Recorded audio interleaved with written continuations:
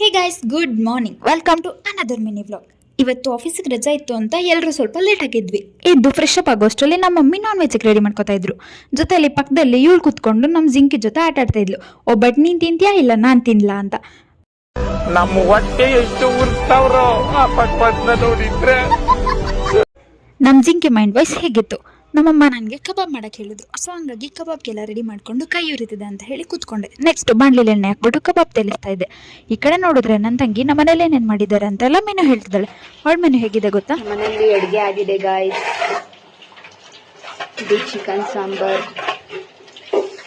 ಇದು ಮಟನ್ ಸಾಂಬಾರ್, ಇದು ಚಿಕನ್ ಕೂಟ್, ಇಲ್ಲಿ ಕಬಾಬ್ ಬೇಯ್ತಾ ಇದೆ, ಮಾಡ್ತಾ ಇದ್ದಾರೆ.